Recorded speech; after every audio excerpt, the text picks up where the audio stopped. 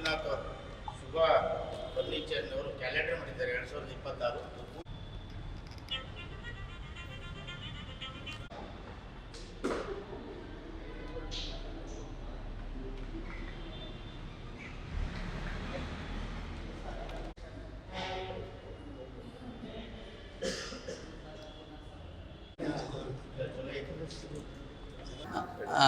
ಪ್ರತಿ ವರ್ಷದಂತೆ 2026 ಹರಜಾತ್ರಾ ಮಹೋತ್ಸವವನ್ನು ಹರಿಹರ ಪಂಚಮಸಾಲಿ ಜಗದ್ಗುರುಪೀಠದಲ್ಲಿ ಮಕರ ಸಂಕ್ರಾಂತಿಯಂದು ಜನವರಿ 15ರಂದು ಈ ಹರಜಾತ್ರಾ ಮಹೋತ್ಸವವನ್ನು ಆಯೋಜನೆ ಮಾಡಲಾಗಿದೆ.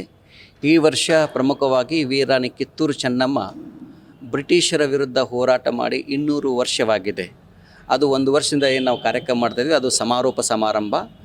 ಜೊತೆಗೆ ವೀರಾಣಿ ಕಿತ್ತೂರು ಚೆನ್ನಮ್ಮನ ಹೆಸರಿನಲ್ಲಿ 200 ರೂಪಾಯಿಯ ಸ್ಮಾರಕ ನಾಣ್ಯವನ್ನು ಕೇಂದ್ರ ಸರ್ಕಾರ ಈಗಾಗಲೇ ನಮ್ಮ ಸಾನ್ನಿಧ್ಯದಲ್ಲಿ ಅದನ್ನು ದೆಹಲಿಯಲ್ಲಿ ನಾವು ಬಿಡುಗಡೆ ಮಾಡಿದ್ದೇವೆ.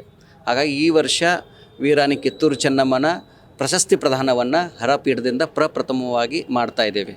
ಅದನ್ನು ಒಂದು ಜಾತಿ, ಒಂದು ಪ್ರದೇಶಕ್ಕಂತಲ್ಲ, ಈ ನಾಡಿನಲ್ಲಿ, ದೇಶದಲ್ಲಿ ಯಾರು ಚೆನ್ನಮ್ಮನ ಹಾಗೆ ಸಾಹಸವನ್ನು ಮಾಡಿದ್ದಾರೆ, ತಾಯ್ನಾಡಿನ ಮುಕ್ತಿಗಾಗಿ, ದೇಶದ ಸ್ವತಂತ್ರಕ್ಕಾಗಿ ಚೆನ್ನಮ್ಮಯ್ಯನ ಹೋರಾಟ ಮಾಡಿದರು, ಆ ಹಿನ್ನೆಲೆಯಲ್ಲಿ ಆ ಪದದಲ್ಲಿ ಯಾರನ್ನು ಸಾಕ್ತಾರೆ ಅಂಥವ್ರಿಗೆ ಗುರುಸಿ ಈ ವರ್ಷದಿಂದ ವೀರಾಣಿ ಕಿತ್ತೂರು ಚೆನ್ನಮ್ಮನ ಪ್ರಶಸ್ತಿ ಪ್ರದಾನವನ್ನು ಮಾಡ್ತಾ ಇದ್ದಾವೆ.